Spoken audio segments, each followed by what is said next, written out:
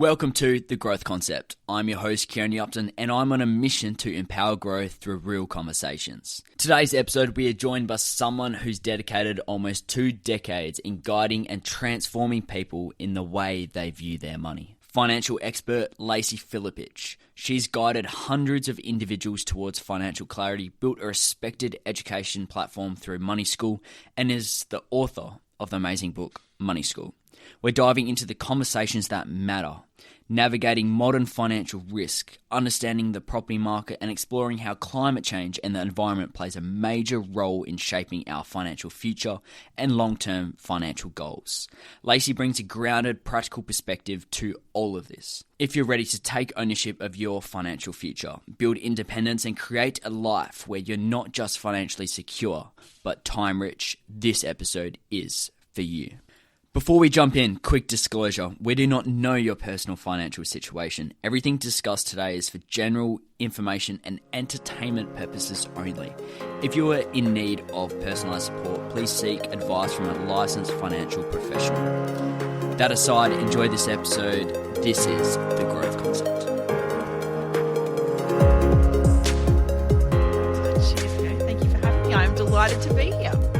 Finance, one of those things that we're not taught in schools, but it's essential to live our lives, which is a bit ironic. Lacey, your mission is to help and educate the younger people of this world financially so they equip themselves to have a powerful difference in the world. Is that still your mission today? And how did you come to this amazing mission? Well, starting with how I came to it, I was lucky. I won the ovarian lottery. And my mum taught me about money. And so I started saving when I was 10 and started investing when I was 19. And then when I had a massive burnout at work and I took 6 months off, and my friends all said, but how come you can take such a long break from work, Lacey? Like, what's the deal here? And I was like, well, what have you been doing with your money? No, I've been saving and investing. I was starting to get a bit of a passive income. And they were like, oh, we've got credit card debt and car loans. And if I stopped work tomorrow, I would be destitute in a month. And I was like, well, what? Hold on. Like, sorry, did you not have these chats? Like, That was the first time I really realised how lucky I had been and that my friends hadn't had that. So that was where the mission for Money School came. Because I was like, this stuff's not complicated. I'm not saying it's easy, but it's pretty straightforward. And if you learn it young, it's really easy, you know, like so much of my saving, people go, how do you, because I've been saving half of every dollar since I was 10. I'm like, I don't think about it. I haven't thought about it for 2 decades. I just do it. Yeah. Yeah. Incredible. Because I've been doing it for so long. And this is the advantage. Like I always point to myself is this is what happens when someone is raised with financial education, when they get taught this stuff. So that was where the mission for Money School came out. I was like, this is terrible. We have to change this. And so that was 15 years ago. So that's kept me going. And certainly I do find over that 15 years, my mission is I've taken on extra stuff at that. So initially it was like, we just have to teach people the skills and they'll be fine. And the further I've got along, the more I've realised how much systemic change needs to happen as well. So there's still no excuse for not doing the things. You still got to do the things, right? You know, you can't get away without that. But I've come more to acknowledge the systemic pressures that make it hard for people to do what I did. And so I do a lot more work in advocacy now and a lot more work with people who need financial counselling and those kinds of things, which are, you can't tell someone to budget their way out of poverty. That's not going to work. Yeah, exactly. Especially when you're spending 95-100% of every paycheck. And it's like, well... Exactly. And I think... naively as a young person, I was like, oh no, it's all personal choice. And now I am very much on the, look, 20% of it's personal choice. You still have to play your hand the best you can. There's no excuse to not do these things, but acknowledge if the pressures that you're under at the moment make it hard to do that. And that's okay. And so more and more towards systemic change. And then I think the last year for me has been kind of an existential crisis because I've started to realise the impact of warming on our wealth. And look, I want a nice planet. You know, that's good. But I am absolutely petrified of how climate change is going to affect property, shares and super. And none of it is good.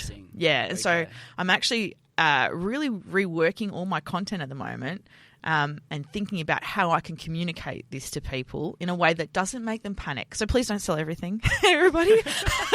We don't have to panic here, but we really need to be aware that 1 in 10 properties is going to be uninsurable in the next 10 years.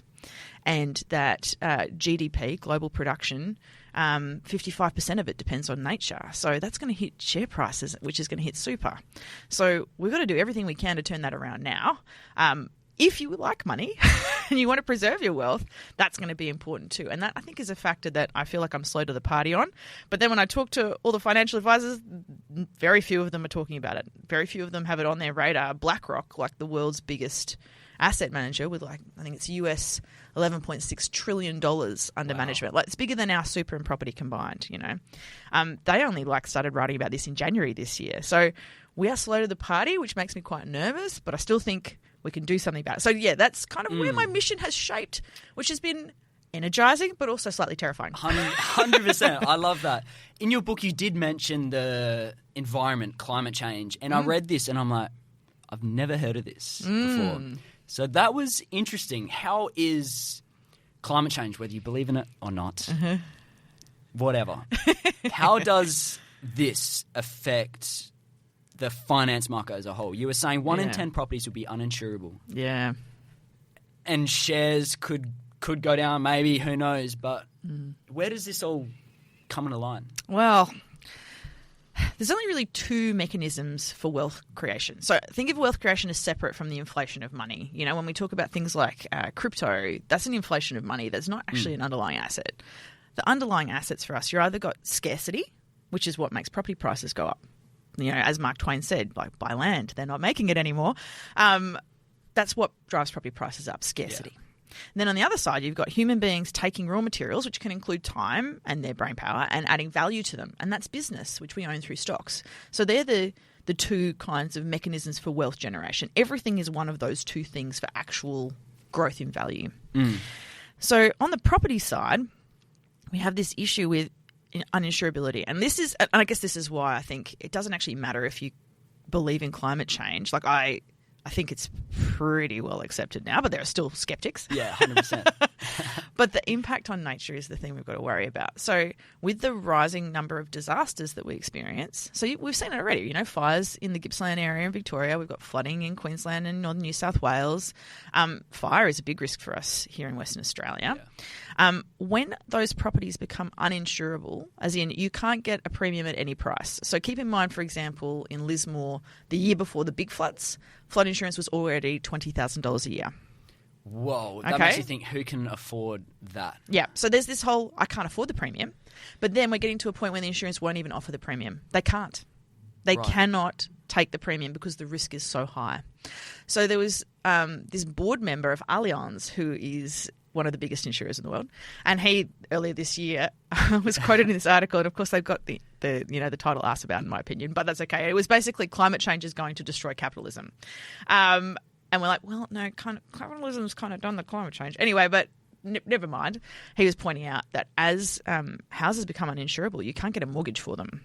Like a mortgage is insurance is a prerequisite for a mortgage, because the bank, if you lose the house and you can't sell it, they need to know you can replace it. So if you can't get a mortgage, your buyer pool for your house is only cash buyers. So we're seeing this already in Victoria. So there's 8 councils in the Gippsland area. I remember you saying that. It's already happening over east. Yes, it is. And so in that one of those councils, 49% cash sales now. 49%. So property price, when you can only sell to cash, and that's a really good market to be a buyer in, where you're like, oh, well, I know you thought it was worth 500 grand. I'll offer you 200 because I can pay cash. That's what happens over time. And so as those increasing disasters happen and we see more of that, we're going to have these areas where people own a home, possibly with a mortgage, but can't recoup enough selling it to cover the mortgage. And then where do they live? And of course, the average price is probably going to go up, because when you take 10% of homes off the market, we know what happens when supply goes down. We're seeing that in Perth already, how the property prices have skyrocketed with the lack of supply and the maximum demand. Exactly. And I'm just breaking this down. So if property will no longer be insurable and people are going to need to pay cash, that means the people who no longer can afford property, and you have super, super wealthy people going cash. Oh, yeah. But then they can just rent that out like what's happening at the moment, right? Yeah, Or well, is- and it's whether people will be willing to rent in those areas. Like if you think about an area that's likely to have a really catastrophic bushfire through every 10 years, if you've ever been in the experience of a flood or a bushfire, like when I was 12 growing up in Brisbane, we had this massive flood. And I remember my mum's car, we say it drowned. It was stuck in this car park and it just got drowned. But I remember the wheelie bins bouncing on the roof of the cars, you know, like because they were floating, right? Wow. It was a pivotal moment. I will never, ever buy property that's not on a hill. I never have since. From that experience? Yep. From having Wow. seen the flooding experience, I was like, I only buy on a hill. You will not find me at the bottom of anything. Right? Like, and Good that point. was like just this one experience. And if you talk to people who've lived through fires or lived through those floods, it is so traumatic and it affects their lives so dramatically that even being a renter in those areas is unappealing. So there will be people who can't afford to do anything but rent there. Will they be happy about it? I don't know. The phrase that's getting used in the report that came out about this is we might end up with these climate ghettos, like these areas where people are, yeah, they'll buy it, but like, would you buy that property? Like knowing that you might have to have, because the thing for me is if it's your home and you can't get insurance, you've got to put like hundreds of thousands of dollars aside to rebuild. 100%. Like, But then otherwise, if you're renting that isn't your problem, then it's the Exactly. landlord. But then with that risk, what's to say landlord's been like, nah, I'm out. Yeah. Seriously. Yeah, and goes like, well, I can't help you, or like it's not feasible. And we talk about resilience, and there are some great resources. For example, there's the Resilience Building Council, I think Resilient Building Council actually, RBC. They will tell you in an area, based on where you are, like you say, okay, I'm going in this street or this suburb, which materials you should use for your house based on the risks to make it more resilient. So that the house, like if you look at Lismore, for example, where I have some distant family, the people living in those houses that are mouldy because they can't move, they can't afford to go anywhere else. And even the time that it takes. So like I think if you were in one of those places and renting and you lost everything, where are you going then? So there's a lot of disincentives to not be there. So that is not going to be evenly distributed. So that's what makes property, I think, a little bit more interesting. If there's a 1 in 10 chance that you're not going to be insurable in 10 years. When do you think this is going to happen in Western Australia? Because I've been born in Perth. I've grown up here and I haven't seen a natural... Oh, I should be saying that. Touch wood. I've not seen a natural disaster in Perth. No. Oh, no, Jody. I know. But, like, honestly, if it happens, it wasn't you, okay? If the LA fires taught us anything, it's that no city is safe. And certainly we've had, the fires up in Kalamunda. We lost 70-something homes, a few years ago. Those people are still trying to rebuild, still struggling to get That's stuff. crazy. Yeah, and so that's a very small group compared to something like, the Black Friday fires or the Lismore floods. But it's happening. Over here, it's definitely fire for us. But could it be cyclones? At some point, the cyclones might come further south. And that's the thing, point. like, we're starting to get. So we've got those two that are potentially dangerous. And then if you look at the flooding maps, if you go south towards, Busselton, like, I love Busselton. If I was going to live anywhere, like, as a retiree, that would be it. I'll never buy a 100%. property there. It's going to be underwater in 20 years. So, like, you'd be mad to own something because it's so low-lying. So the rising water levels are going to affect us. So there's a whole heap that we don't know. And the problem with all the climate change stuff is it's going faster than we thought. So all the models thought that we had more time. So the stuff that was going to be happening in 2050, we're already seeing signs of it now. So that's the uncertainty is the big thing. It's really hard to know. So it has made me more, cagey about property. I still think there's wealth to be built there. We still have more people. They need housing. You only have to look at the prices to go, like, it's a good bet, but it's that 1 in 10 risk. And how do you know you're not in that spot? So I think that all those checking, there's some great tools, like the Climate Council has an online tool where you can go put in your postcode and it will tell you how many homes are going to be at risk of which types of disasters at which period. Right. So they've got like a 2050 and a 2100 count. And then we also have recently had the National Risk Assessment for Climate Change. National Climate Risk Assessment, I think it's called, if you want to Google it. And that outlines some of it as well. But it was predicting 611 billion wiped off property prices. Wow. Yeah, so we know it's coming. But the insurance industry is basically going, like, if we can't insure it, banks can't lend it. So then think about how important the mortgage book of Australia is for our share market. So of our top 10 companies, 5 are banks, right? The big 4 plus Macquarie. And most of them make a lot of their money, if not the bulk of their money, from mortgages. 100%. To us. Yeah. Because what is it, the 3 pillars that Australia economy runs? It's mining, banking and property. Yeah, pretty much. That's the underlying traditional stuff. and that's where most of the wealth, whenever you look at the rich, 100s or whatever, a lot of them come from. There's some amazing technological advances that we've had that have made people wealthy as well, but most of it is from those areas.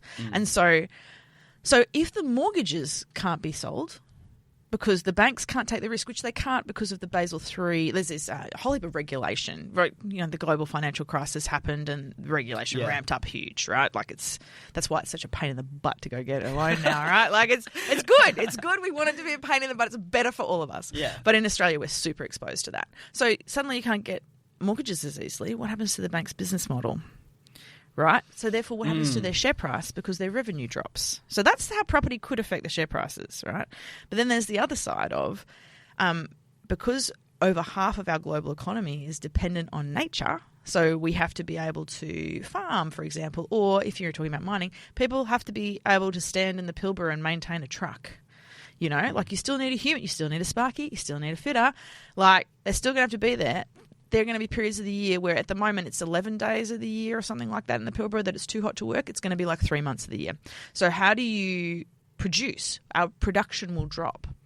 And I don't know if you remember during COVID, our global GDP contracted temporarily during COVID, right? Like by a few percent.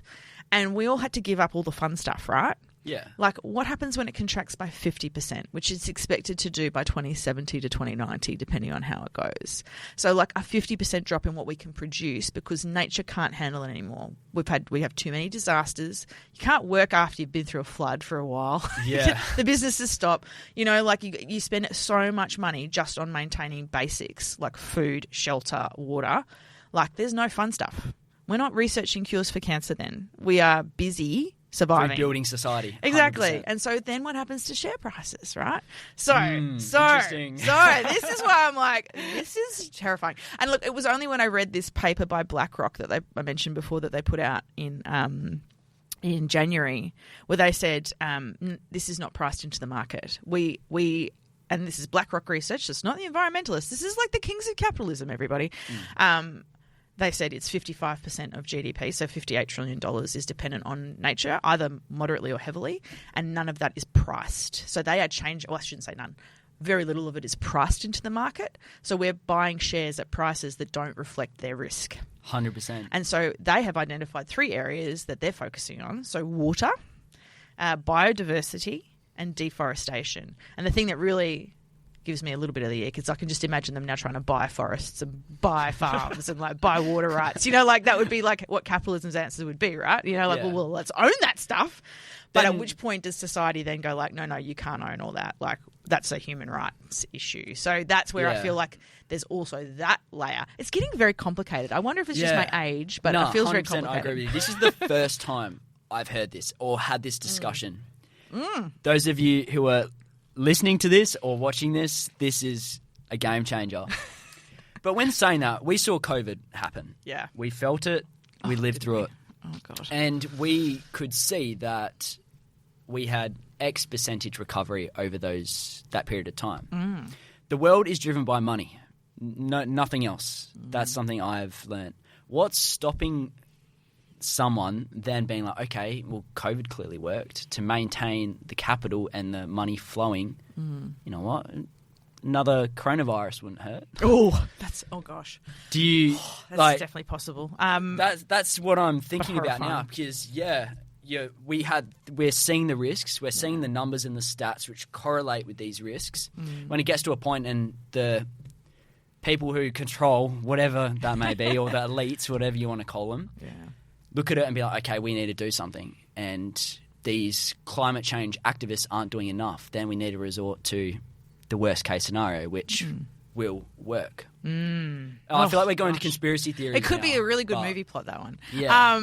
Yeah, and look, that's certainly possible. I think the interesting thing to think about with COVID is, of course, the reason the economy rebounded, at least in part, is because we printed bucket loads of money.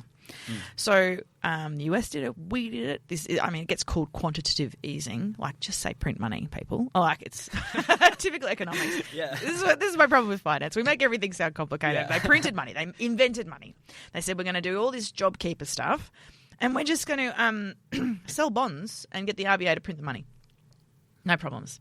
So we're actually, the thing that's interesting, the overlay of this with the economy is whether we have entered the period of modern monetary theory. So modern monetary theory, MMT, basically says, do you ever really have to pay back those debts? Right? So traditional economic theory says, okay, well, I borrow from that nation or that bank or whatever, and we have to repay it. And that's how the economy works. And this, we manage it through these 4 levers, which include, doing monetary policy in terms of changing interest rates or quantitative easing, or we might do debt write-offs, those sorts of things to manage, to keep us all happy, right? So we've printed enormous amounts of money, like tens of billions, might even be hundreds of billions, I can't even remember. But that is part of what has inflated all the prices. Okay, so there's a difference between the value, the underlying value of something and the price of something. And I would say we're skewed at the moment. You only got to look at the price of gold or the price of crypto. 100%. Like, you can't just make the money out of thin air is the traditional economic theory. But then modern monetary theory is kind of along the lines of, well, why not?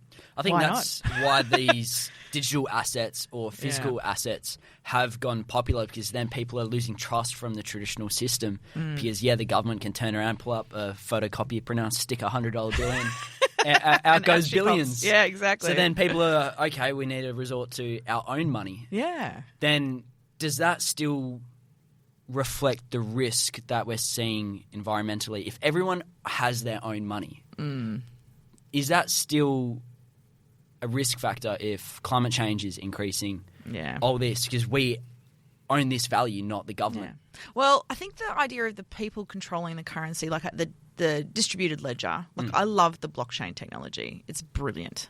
Like, what a fantastic invention. But it has to be underpinned by some value. Like, for you to say, well, I've got X amount of Bitcoin or Ethereum or Ripple or whatever it is, and say that's worth this portion of a house or a car at the moment, but like, this much food or, that sort of thing. It has to have some underpinning value. And we can't all own it and be like, I'm a billionaire, and then like, I'm still hungry. Like, it just means the food will be billions. So this inflation of the currency, whether it is a cryptocurrency or a fiat currency that we hold in our hands, like the Australian, plastic notes or coins, when you just keep printing it, when you just keep creating it, you end up with this inflation that destroys economies. And so, so can you sustain that? I don't think you can long term, but we have managed to avoid proper recessions for so long. We keep stopping it. Since 2008. Exactly. That's the thing. I was having this chat to a business mentor of mine, and he was saying that it's like a balloon. The GFC was that pop, and everything resettled, rebound itself. But now that balloon's gone so big, and since COVID, we did see a bit of a hit, and then at the moment we're seeing a hit, but this balloon seems to be getting taped together. And then, there's another leak. Quick, stick some tape on it. Ah! Yeah, it is Trump said something. Oh, it's back together. I know. It's very volatile. This goes back to the sense of the young individuals listening to this podcast. Is it too late to set ourselves up? No. Based on past data? Yeah. Look, no. I always think you can play the hand you've got the best you can. Right? Like, yes, there are more headwinds against young people now. So I'm often asked, like, I bought my first place at 19. Would you at 19 do the same thing today? Oh, yeah. So, well, like, how's that for timing? This is the ovarian lottery, right? Would I do the same thing if I was 19 today? And I think you're 19, aren't you? Yes. Yeah. Like, so if I was in your shoes, would I do the same thing? And, like, probably not. I think you need other strategies. The reason why I was confident doing that at 19 is my timing was excellent. I've had some great timing in my life. Shout out to Fran. Yeah, thank you. Well done, Mum. Thanks. And Dad, of course. There's two people involved there. But it was this lucky timing that I came out into this mining boom with this qualification that allowed me to like effectively print money for myself. Like I could get a really good wage. So that job security was huge. This knowledge that I could repay the debt. And I think the biggest thing I worry about for young people today is job security. This sense of like being able to take on debt. You want to be confident that you can pay it even if there's no one renting the place out or, whatever happens. And I think there's so many young people who have trouble finding permanent work or well-paid work now. So I think trade's great choice. Like, I feel like that's probably a very safe bet. Yeah. Anything with this human interaction or creativity, I still think we're there. But like you've only seen recently the layoffs that have been happening, right? Like Amazon laid off, was it 14 or 15,000 people? Yeah, 15. And they're doing another tranche, the same amount. The AI stuff that's changing those early entry positions that allow people to get these skills and get into the workforce and learn how to be a worker and how to be a really valuable employee or creator makes it harder. So I think young people have to be more entrepreneurial now. That's probably the major point, and they've got to get really good at making money from their ideas. And I think that's where I see a lot of young people who are very idealistic, which I love. We need that. We need this passion and we need this belief in change and this willingness to go, no, why is that way? I want to change it. But if you can't make that passion financially sustainable, you'll be hungry. And so finding that balance, I think, is the hard thing.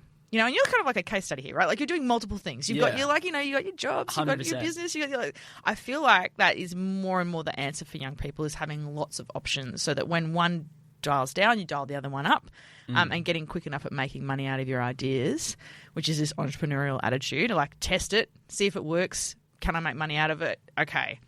Even if it's a save the world idea, it has to be financially sustainable. For sure. So I think that changes the approach. So I feel like that's probably makes me less excited about debt for young people.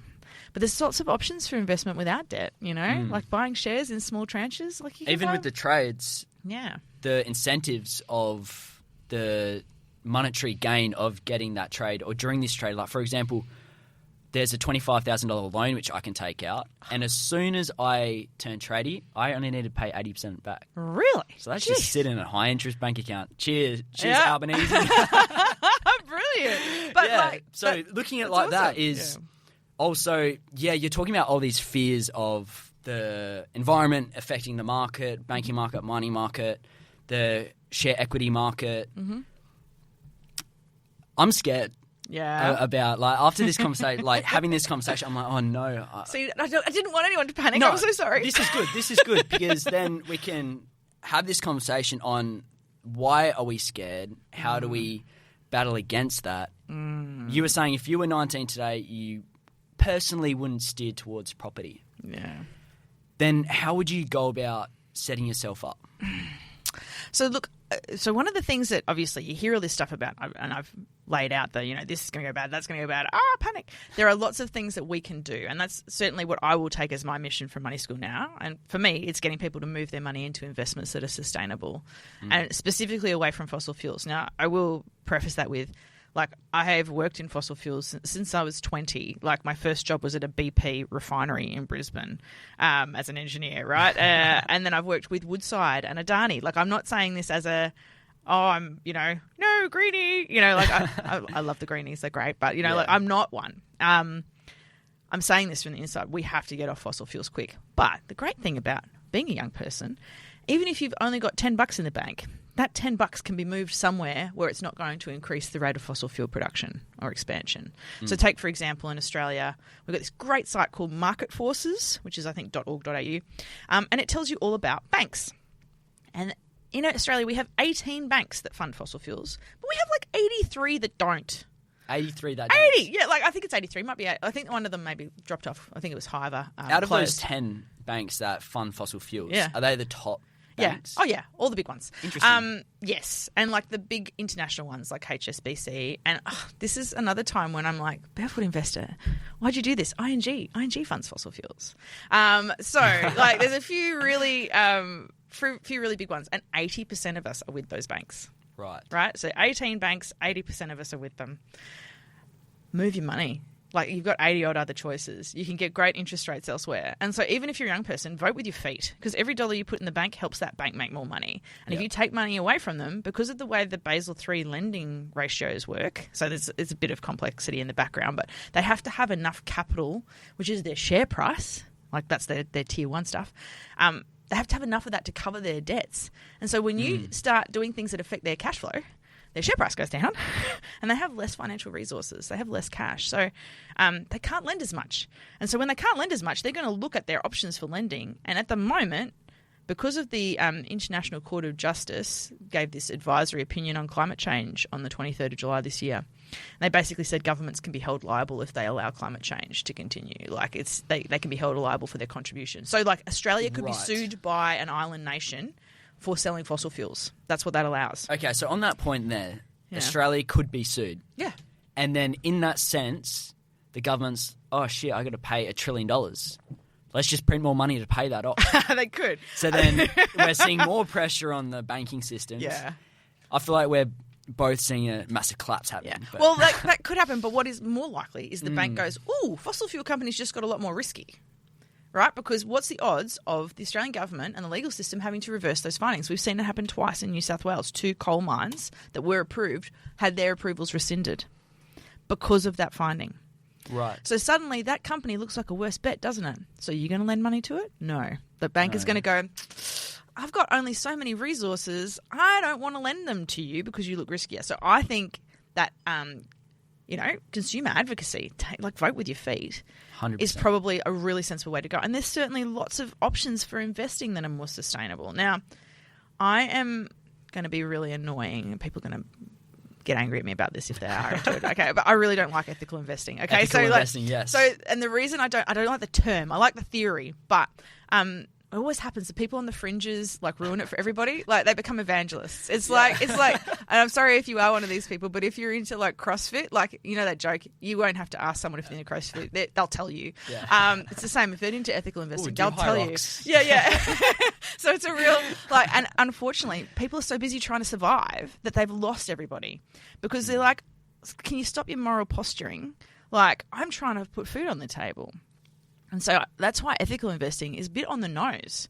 So I'm not suggesting we should be ethically investing. What I would love you to do, though, is look up your bank and say, is it on market forces as funding fossil fuels? Right. Can I move? Now, I did this in May. Guess what? All my banking was with fossil fuel banks. I have moved 90% of it now. I've got one mortgage that because I'm not paying myself enough from my business, I'm really struggling to move. But I'm tempted to just pay that out and get away from that bank, right? So that is the first thing. Can you move your money? And if it's a savings account, you can move it in 3 minutes. And that's what I love about this stuff. Do it once, right? The other thing I'd love you to do is look at your superannuation. So if you are in one of the low-cost industry funds, which we all love, right? Most of us, I think it's 15 million people in the top 10 funds, and 8 of them are the industry funds. There's only a couple of retail funds in there. Yeah. Most of us end up in the default option, which is known as My Super.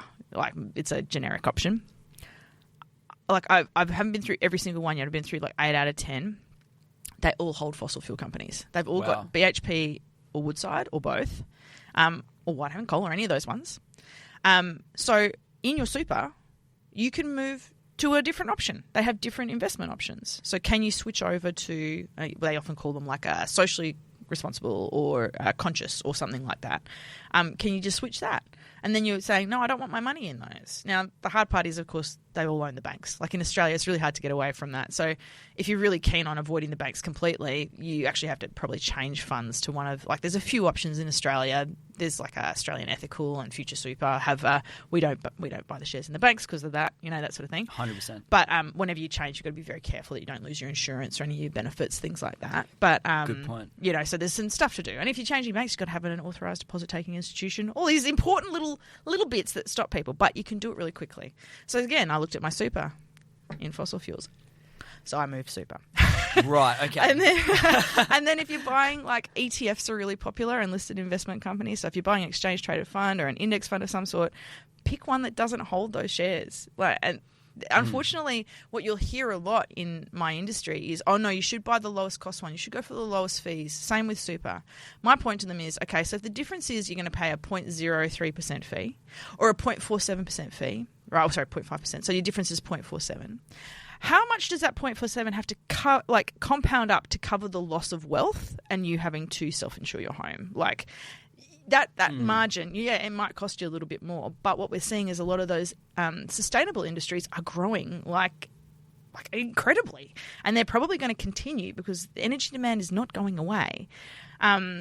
So if the fossil fuel companies become less productive, your share price is going to go down anyway. There's this risk of what we call stranded assets, where suddenly, you know, can't get the bank for it, can't get the mine approval. Well, and Yeah. suddenly you're holding this lease that you can do nothing with. Or banks put more restrictions on how much cash you can take out because then that's your money. Exactly. Yeah.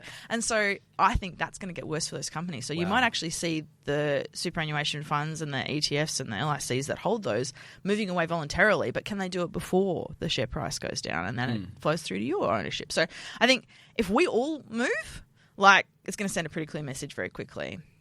We're not going to be able to turn off fossil fuels overnight, but we definitely need to not expand. We need to make do with what we've got and as equitably as possible. And I'm not the person I don't know how to do that. But there are people out there that know that. Yeah, exactly. There are people out there who know how to equitably not continue expanding. Use what we've got. That's fine. Like, preferably not. But minimise it as much as possible and ramp up. And that's the thing. It's all the subsidies that have gone into fossil fuels that allow them to be sustainable. Like, it's trillions of dollars worldwide that subsidises fossil fuels. If we move that subsidy across to the renewable energy sources, then we would very quickly transition. So that is going to be our best chance. Is it everything? No. Like, there's a million things we have to do. But like, that's a big lever and it's easy to do. You can vote with your feet with that. So I would love people to do that. I'd love to see consumers go, well, I'm moving my money. So catch up, super funds. Catch up, ETF. I'm not coming back. I would really like people giving financial advice to be considering this. And they actually legally have to. They have to think about the long-term wealth of their clients. So to recommend an investment that's going to erode your wealth, like I always talk about it as like, here's your wealth now, here's your wealth on 3 degrees, right? Like, it's going to go from this to this. So if you're recommending investments that are going to accelerate that, like, that's pretty irresponsible. So I think we just don't think about it. It's not talked about. Like, every financial advisor I've talked to this year, when I've told them about that BlackRock paper, they've gone, well, I haven't seen that. And I'm like, yeah, no, they're not publishing it. Oh, no. It's available, but if you don't go looking for it, you won't find it. Because I bet you they're trying to buy everything before we do. They've got a vested interest in getting in first. So linking this back to that fear of missing out on these market opportunities. So what I've gotten from this is look at from what is happening. Look around, not so much on the media because the media is pushing something else, it seems.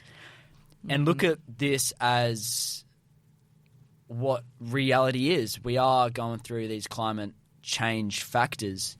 And when it comes to setting myself up, I would look at that and be like, okay, well, if I want to set myself up, maybe I do steer towards more of the environmental friendly approach. But you were saying that you're not for ethical investing. Yeah, because it's like, whenever you look up ethical investing, there's like 45 metrics. There's this great site called ethosesg.com. And so you can look up most of Australia's super funds, most of our ETFs, like, it's an international database, and it will give it a score, you know, A, B, C, D, right? Yeah.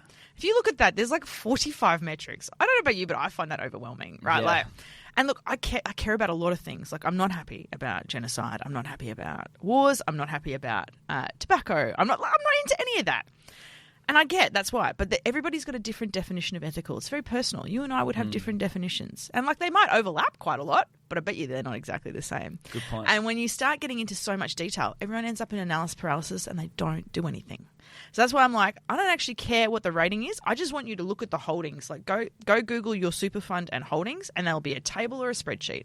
And if it holds BHP, Woodside, any of those climate wreckers, so there's a climate wreckers index with 190 companies. You can just, you know, compare it against that. Okay. Or if it holds the banks, your money is currently helping fossil fuels. Like, are you happy with that? Like, and of course they overlap. Like, almost every time you move to a, you know, socially conscious or whatever fund, they will have excluded anything with slavery, anything with tobacco, anything with weapons. You know, like, they've already done that, so you're probably going to get that too. But I'm just particularly hell-bent on this this one area, because I'm like, it's the only existential threat to 8 billion humans that if we don't turn back the clock now, we will be too late eventually. We've got a very small window to do this. Like, the predictions are kind of like 5 years. Like, we've already hit 1.5 for warming. So we've got 5 years to close that window. And if we don't... When you say 1.5, is that degrees? Degrees warming, yeah. Sorry. Yeah, warming. So, yeah. Right, okay. Yeah, so we hit 1.4 in Australia last year. Like, we're already at this point. And two, like everyone goes, oh, but it's only a line. Like it's exponentially worse. Like every time you go up. So the sooner we do it, the better. The less money and energy it's going to take. And we're actually just paying the price for not doing this in the 90s when we first thought we should probably do this. Like we could have done this much more slowly and much more, it would have been much more cost effective and everything. We're doing the whole stitch in time saves 9 thing now, right? Like we could have done that stitch back in the 90s. We didn't. Now we have to do 9 stitches. Sorry, that's what's going to happen. But I think that's that's achievable. We can do it, but we kind of can't just not. You can't ignore 100%, it. You just can't ignore it. So I still think there's the chance that we will turn this around. I believe in humanity's ability to do it. I know there's a lot of evidence against that, and most cynics would say, "Oh no, we never learn till it's too late." All right, I don't know. We've got to give it a shot. So why not give it a shot? And I still think property could be a good investment. I think you've just got to be very careful about where you buy. And if you're going to build, you've got to think about those building materials. And you've got to be willing to take a bit more risk, which might mean you need to keep a bit more cash on hand for if there is a disaster or something goes wrong, And that insurance factor too. Exactly. So you've got to, like, bluntly, like I love the hills in Perth, but I'm not buying up there. Like, there's no way. It's beautiful. Yeah, exactly. But the fire risk for me is too much. Yeah. Now, everyone's going to have different tolerance levels, right? So everybody's going to... And I could be completely wrong. And of course, there's the things you can do within the home itself. Lots of those homes will have excellent fire plans. They'll have fire protection systems with sprinklers, all that kind of stuff. But that adds cost. Yeah. So you've just got to kind of balance that out. So I think I do wonder in some ways if young people have dodged a bullet by not being able to get mortgages. I remember you saying in our pre-call, it was like that sense of, it's a blessing that property is super expensive because the serviceability of a young person being able to afford that is far less. Yeah. Blessing in disguise. Do Yeah. your own research. This is up to you. Yeah, But and like who knows? Like who knows? Yeah. For me, I was kind of like, maybe you have dodged a bullet. Maybe not owning might turn out to be a good thing because your ability to be mobile and to move to different places in a decade's time when it's predicted to be reaching that point. That could be really beneficial. So I do wonder if we're going to become, as a society, less centric on being anchored to a place and having to be more mobile, having to have this tolerance for needing portable homes or quick build homes and that kind of stuff. So those trends will probably, I would imagine, become more interesting over time. So also looking as that alone with it being, okay, I can't afford property now. I have 50 grand in capital, and then been looking at, okay, well, maybe I do start that entrepreneurial mindset and see this gap. Be like, okay, we'll invest in this sector or that sector. Yeah. Is that kind of what you're getting from with the flip we've seen with COVID and all these resources and stats coming out that society is shifting slowly but fast, and it's essential for people to adapt with this, with their investing technique. I do think you have to acknowledge it. Like, I think, look, some people will prefer to stick their heads in the sand. It's a big risk, right, if you do that. I think if you're going to look for sectors that you're investing in, so there's this decision about are you going to go for these broad-based index funds, which is, the Warren Buffett theory, like just go and buy an ETF and an LIC or whatever you like that covers everything.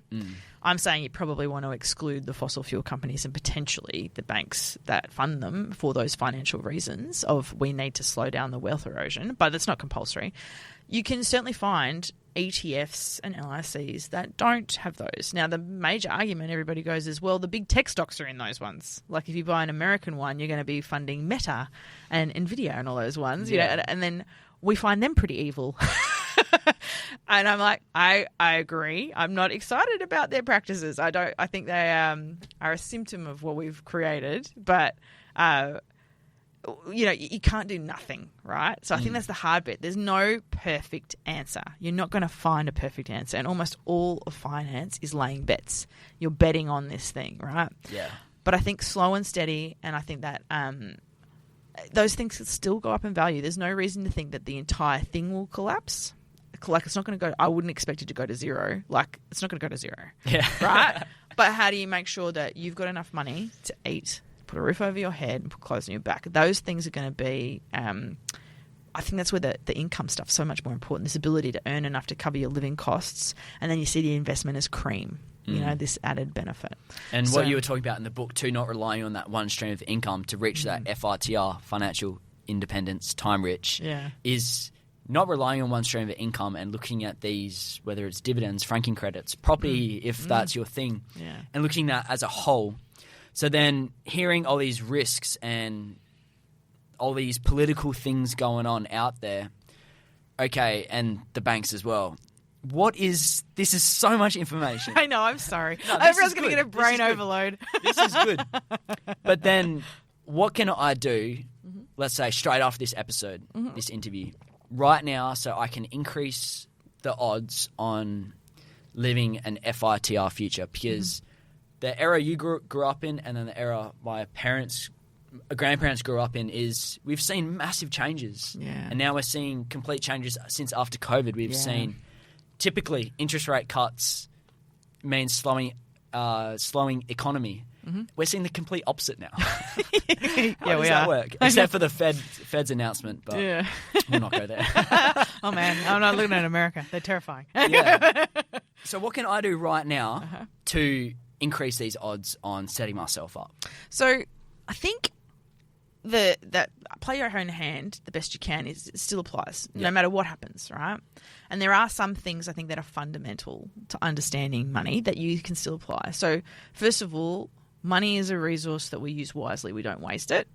And by waste, you can still have fun. Just don't spend it on stuff that doesn't give you bang for buck, right? You know, like don't you can't have all the things. Pick a few things, right? So long as you are saving ambitiously and putting some money aside and you have a nice buffer fund and you're focusing on building on that, that's probably the best recipe for and a the good buffer sleep. fund's just another name for that emergency fund. Exactly. Yeah. It's just a nice comfy cushion to land on when something goes wrong. Love that. And then anything that's extra after that is a bonus and you can start investing that. So then you have to understand, I guess, the opportunity cost of the different investments and what's going to work for you. And there's no like one size fits all with this. Like I've said in the book, you know, my husband hates debt. So like we learned that the hard way by investing in property together. It's not for him. Like he's only ever going to be into like shares, right? Yeah. And he's not touching crypto. He finds that like an absolute like heart attack as well. Wow. So it's one of those, you know, it's a know yourself thing, right? But the only way you get to know yourself is by practicing. And so, for example, if you're not sure if you like shares, then try the ASX share market game where you get a virtual $50,000 and you trade in a live market and you'll start having to look at like when do the dividends come in and like what moves the indicators. Or just click buy, sell, buy, sell, buy, sell. Exactly. Well, there's people who win doing that. I always lose that game because it's only 15 weeks long and I'm not like active. I'm like, I'll just buy and I'll wait. Yeah. And 15 weeks is not often long enough to win that game, especially because I'm usually buying something really boring. So I'm not in it to win that. It's about learning how it works, right? And then starting small. Like you can start small with plenty of investments, you know. And like the minimum trade for buying shares on the ASX is like $500. It's not as inaccessible as it used to be, especially when the brokerage. You can get brokerage for like $5 now these days. Like it used to be hundreds. So those things you can sort of dabble in. There's no reason that you can't try that. I just would really like you to be conscious of what you're buying when you're looking at those ETFs and what you're doing with your super. I think for young people, super can be so nebulous as well. But if you're getting compulsory super, make the most of it. Like, make sure you're getting that doing good things for you. I love that point too. You speak about it in the book that super is one of those things where everyone has it. It's compulsory. Take advantage of it. But also keep in mind that you do not control the government turning around and being like, oh, we're going to slap more tax, or, oh, retirement age is now 85. You might as well be 6 feet in a coffin by then. Yeah, exactly. So then there's a lot of it you can't control, which I'm cautious of, which I think isn't taught as well. Well, and it's this personal risk preference. Yeah. You know, it's really up to you. And like there's plenty of people who will say, no, chock as much as you can into super because the rules get tougher and tougher and the sooner it goes in, the compounding effect, all that stuff. And I understand. But if I'd listened to that advice, I would not have gotten to financial independence when I did. You know, it wasn't right for me. So I think that there's no one size fits all. Take your time. But if you're getting compulsory stuff, make the most of it because you can't do anything about that. It's going in. You may as well. It's your money. Make the most of it. The voluntary extra stuff is like it's an up to you question. And again, make sure you're picking a super fund that you're really happy with. Make sure it's holding the assets that you're happy with. And it's really you can Google all this. They have to report it. You just like Google the super fund, the investment type, and say what's the holdings, and you'll get a list. It'll tell you where it's got everything. And they have to keep it up to date. It's regulatory. Exactly. So. it's not hard to find that info. That's why I'd say do that rather than look at the ethical sites, because otherwise you walk out going, oh my God, 45 factors, I don't know. What do I do? Bleeding. Yeah, exactly. I don't know which one. That's why I much prefer that. So, but I think that taking an active interest is really important. But for young people, I still think this ability to make money is going to be what it certainly was for me. Being able to really progress my career in my 20s and make a lot of money towards the end of my 20s, you know, like a factor of 5 from when I started, you know, like that sort of stuff is what's going to give you the best chance of getting there quickly. It's very hard to get there quickly without an income. And that's why I'm so nervous for young people who struggle to find good income. So I think the best thing you can do is exactly what you're modelling, Keone, is having multiple options and having something that's a really good base, but also having some entrepreneurial stuff. And I don't want you all to have to work 80 hours a week for the rest of your lives, but if there's any time you can do it, it's in your 20s. 100%. So I feel like focusing on your ability to earn an income and improving your skills and trying lots of things. Because people change jobs so often, you don't have to have the perfect job, but certainly please chase something with some money behind it. You know, like I know I've got a daughter who's like an artist. She's into visual arts, right? Like she's mad keen. And I remember we went to the school for the interview and they were like, it's not about being an artist, don't worry. They must have known I was coming. They must have been like, there's money in this, don't worry. Shaking, sweats going down. They were like, no, this is about project management skills. Okay, so artists learn incredible project management skills. And so that's a fantastic skill. That's a great job, project management, really lucrative job, very specific skill set, applicable to almost every industry.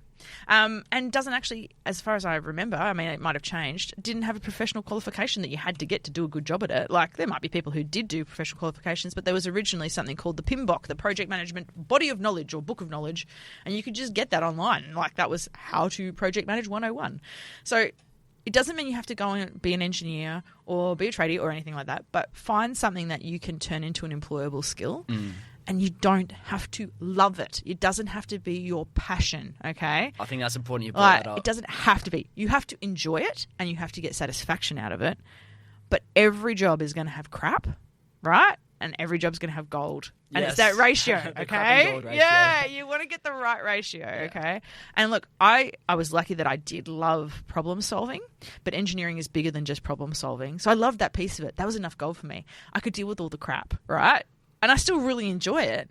But the thing that gets me out of bed in the morning is teaching people about money. I couldn't get to teaching people about money and having this business until I had built enough skills and foundation elsewhere. So don't worry too much in your 20s if you haven't found the mad, passionate, I'm in love with this job thing. Or that $1 million hustle. Exactly. Yeah, it's okay. But find something that you can make some money out of. And those skills, if you learn skills that are transferable, like engineering and that problem solving, I use that every day. My risk management skills I use every day. It has been beneficial in so many ways, even though I don't do much engineering these days. Like I wouldn't put me in charge of a processing plant, for example. But, you know, like those skills that are transportable help you make more money. And the intersection of where you take a unique... So the reason I'm good at this, I'm bragging, I know, but I am good at this stuff, is because I'm an engineer, not a money person. So I can look at it and go, oh, this is the important stuff, you know, and not without the jargon. And it's that intersection of those skills that's made it quite good for me.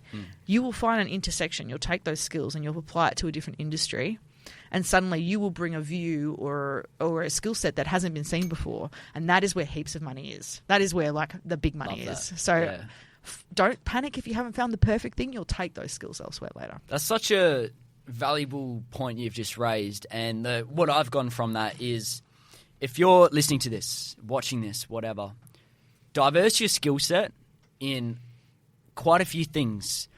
Is there a difference between quite a few things and too thin? Good question. So the jack of all trades problem, right? So do you go niche and deep?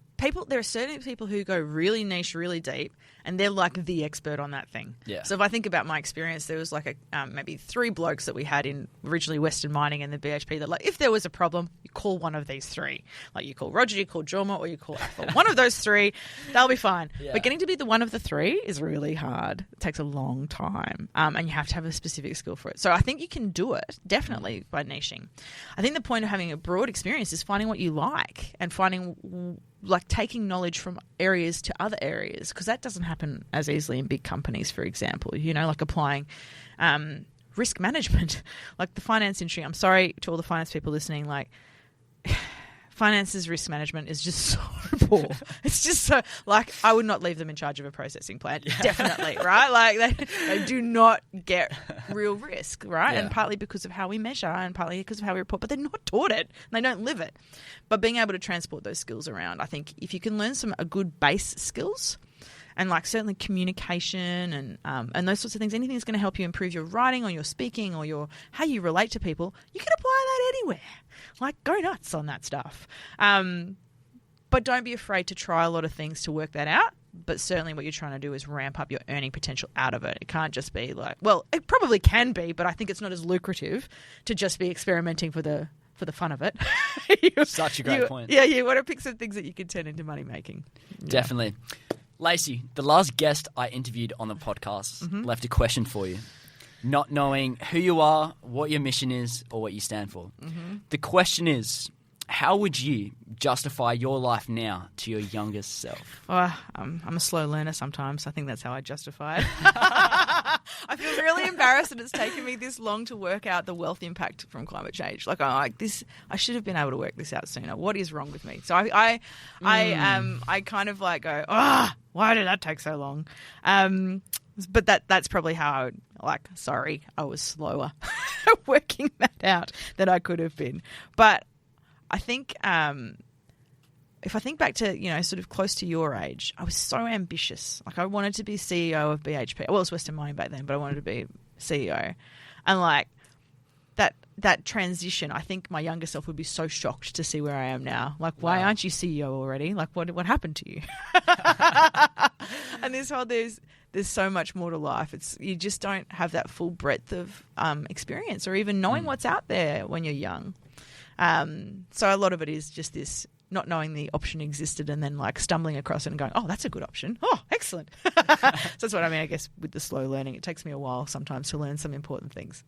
I feel like that's a good point, but also as someone who's grown up in this world, I don't know much about climate change, to be honest. And I think that's scary. This is the first conversation I've ever had regarding finance and climate change and the combination. Oh my gosh! I think you mean combination. Yeah, combination. Yeah, that's the Boom. one. The combination. Oh my gosh, we're just going to skip this word of the finance world and the environmental world. I think that's such a fascinating thing, and it's too important to neglect. Exactly. In your strategy in this day and age, I think that's a really good point. Yeah, it is. It's become as a shock to me as well. But I think if you're interested in that stuff, a good person to follow is Dr. Ken Henry, who's very well respected for his tax reform work. But I got to see him speak a couple of times last week, and he basically said there is no competition between the economy and nature. We have to have nature to have an economy. I just think it's not well known. Like, I'm not kidding when I say there's not a single financial advisor that I've spoken to. I've spoken to a lot in the last few weeks. They haven't heard this. This is not on you. That's kind of scary. We're not talking about it. I know it's quite. So I feel a responsibility to bring it up now and try. I love that. So I'm still working out all the solutions. So hopefully I'll have better ones for you next time. But at least there's a few there. Money School 2.0 coming soon. Yeah, we'll see. I have got a couple of ideas. Love that. Lacey, what question do you want to leave for the next guest, not knowing what business they're in, what they stand for? Oh, okay. Well, I'm going for a very traditional one, which is if you could wave a magic wand and change one thing, what would it be? Love that.